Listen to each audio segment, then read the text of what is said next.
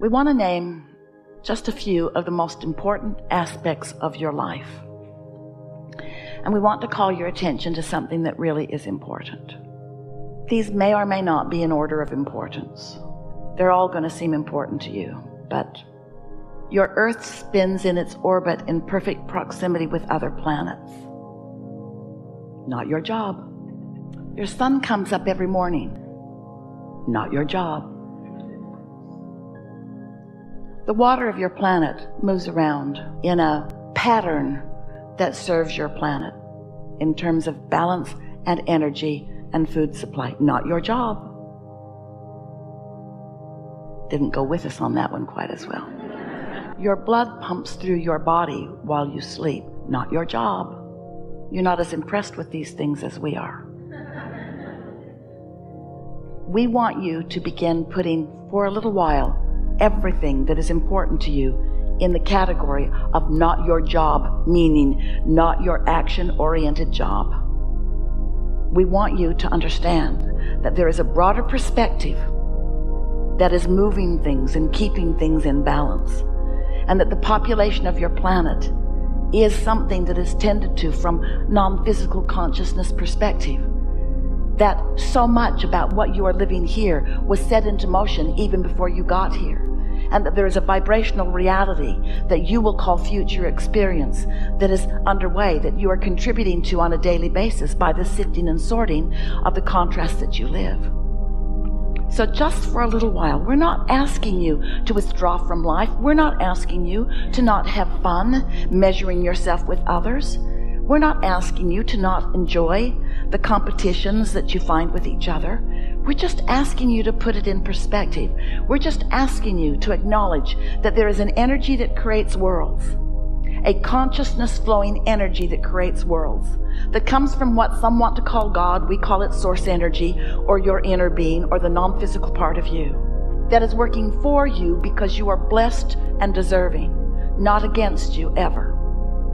We would like you to accept that as you are here in these leading edge bodies, and that as you explore the details of your life, and you find something that is unpleasant to you, like people who are hungry, or people who are angry and mean and belligerent, or, that when you experience the exposure of that, and you feel the offness of it, that you give birth to a rocket of desire that is then understood by this energy that creates worlds. It becomes part of the consciousness. It becomes part of the becoming. So you keep giving birth to a better world that you don't line up with. You give birth to a better world all day long. You give birth to more peace. You give birth to more prosperity. You give birth to more abundance of all manner. You give birth to all kinds of things by your exposure to it, through your personal exposure with one another and through the media or your televisions or whatever. You are exposed to so much that makes you do what you were born to do, decide and define what would be better. But then you don't go to what's better because you keep focusing upon the problem that you've been exposed to. So then future generations come, little kids come, and they're too young to know. They haven't been exposed to enough. So they're just born expecting well-being. And do you know, it's the animals on your planet and it's the babies on your planet that keep allowing the well-being to flow. You don't ever need to worry about it. You get older and older and more crotchety and more resistant and more pinched off and more disallowing the well-being. But you will never pinch the well-being off enough that the well-being will not always be dominant in this leading edge time-space reality. The only question is, how much of the well-being that is dominant are you going to let into your experience?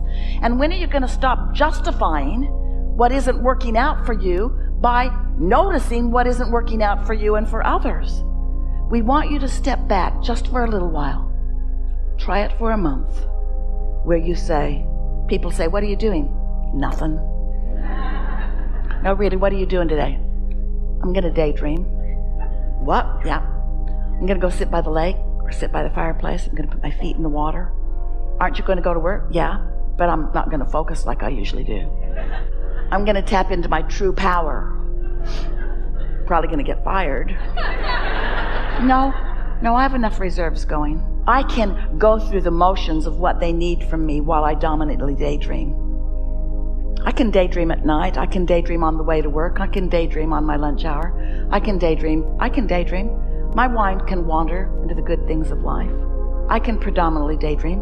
What are you doing? Nothing. You can't be doing nothing. No, really, I'm not going to do anything for a while.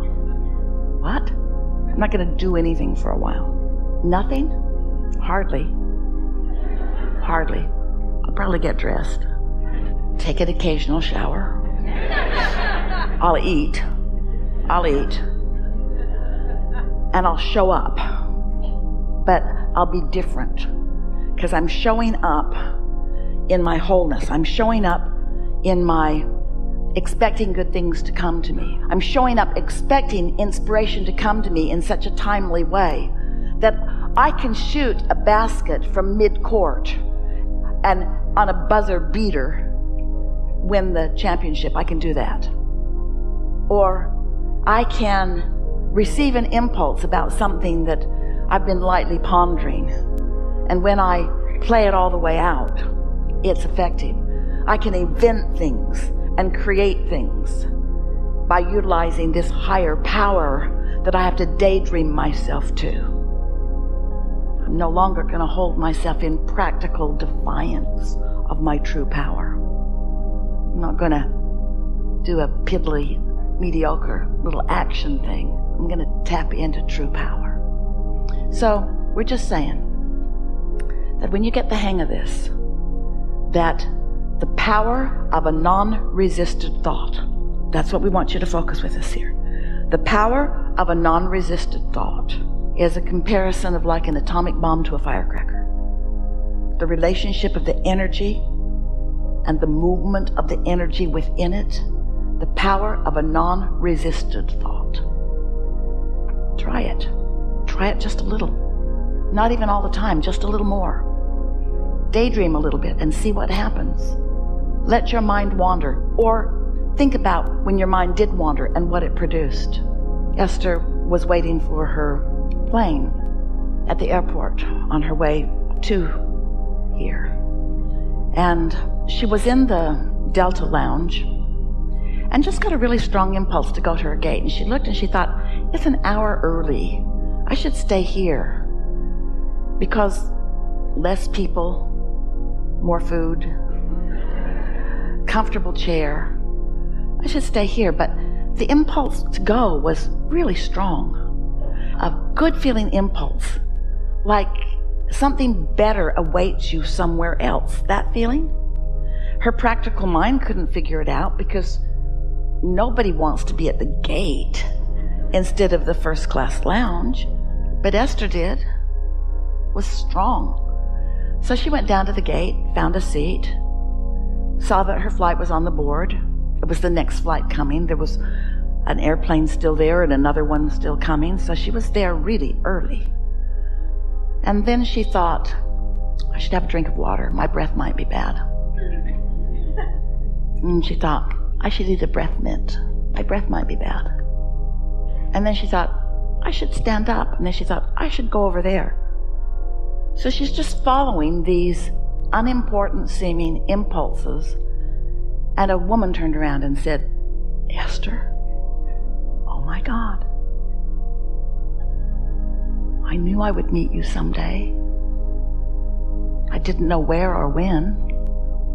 Esther said, me neither. All I know is that for the last hour, you've been calling me right here. You've been calling me right here and see, my breath's good. Now, we know these are not earth-shattering events, but what we want to say to you is that you are co-creating with all kinds of things. Oh, and this girl has a resume that knocks Esther's socks off. The last 5 things that Esther wrote on her daydreaming list are those kinds of things. In other words, the universe knows who you are. The universe knows who others are. The universe knows where you are in relationship to everything that you want. And so when you are in alignment with who you are and you get an impulse. Now, there's not one of those things that we said to you that Esther was thinking about that feels very important to you. In other words, how earth-shattering really is it for Esther to just get up and go someplace else? Not very. But isn't meeting someone a good thing? And isn't timing of that a good thing? And isn't co-creating a good thing? And isn't that how the world goes round? Isn't everything about co-creating? Isn't everything about that? You see what we're getting at? And how do you know if you are not accustomed to doing what you want to do? You see, we've been working with Esther a long time. We're trying to convince her every day to do what feels best to her, not to do the most practical thing or the thing that in other words, what's more practical, to stay here or go there? What difference does it make? Follow your impulse. Follow your impulse. Accept that there is someone upstream from you with a broader point of view that knows everything that you intend, that knows everything that's in your vortex, and knows, here it is, what the path of least resistance is to get you to where you want to be. But it's not path of least resistance just to get you from some place to another place. It's path of least resistance to give you the most fun along the way. You see what we're getting at? Now, the big payoff for Esther was when the woman turned around and said, "Esther?" And Esther thought, so that's what this has all been about. In that moment, she knew. In that moment, all these random, sort of weird impulses that she followed, then there was the big payoff. Was it a big payoff to walk to the gate? Not such a big payoff. Was it a big payoff to have a drink of water? Not such a big payoff. Was it a big payoff to eat a breath mint? Not such a big payoff. Was it a big payoff to understand why all that had come about? Yeah, that was a big payoff. Don't you like knowing that you're being guided? Now, you would like this story a whole lot better if this was the story we told you. Esther woke up one morning, couldn't wait to get down to the liquor store. That's where she buys her water and milk. But on this particular morning, she got up, she couldn't wait to get there, and she bought a lottery ticket, and she won $10 million. No, she didn't, but you would like that story better. You would like that story better. In other words, you're always wanting the big payoff. We're wanting you to understand that your big payoff life is a series of good feeling events over which you have control, because you are daydreaming, because you're maintaining your feeling of alignment, and you're following your impulses, so that everywhere you go, the best that the universe has to deliver to you is delivered to you moment by moment by moment by moment by moment. And that is what living happily ever after really is. That's what happily ever after is. And it's got all kinds of abundance in it, all kinds of prosperity, all kinds of rendezvous, all kinds of every detail that you have ever wished for or dreamed for. There is nothing that you cannot be or do or have. But you cannot hold yourself in vibrational resistance as your practical mind keeps taking score of where you are instead of where you want to be.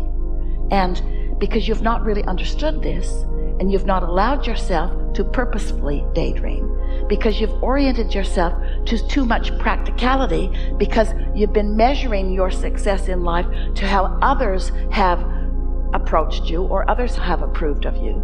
Those you work for expect things of you, and you want to perform in a way that pleases them. And those who you were born to expect things of you. You've given over your power to almost everyone else, seeking approval from their factoring you into them. And that's all right, because if you don't do what Esther wants you to do, she'll find someone who will. Are you afraid? No. So of course you want to do the things that you are supposed to be doing. We're just asking you to daydream too. Are you following? We're just asking you to begin leveraging this energy that creates worlds. Now right now, you're sort of limp about it. We just delivered to you a soliloquy that could take you happily ever after into outrageous success on any endeavor that you're about, and you are limp about it because it doesn't seem big enough. It doesn't seem important enough. We ask for zero sacrifice. No sacrifice, no struggle, no attention, no effort. We didn't ask for any of the things that you equate with success. You've been barking up the wrong tree for quite a long time.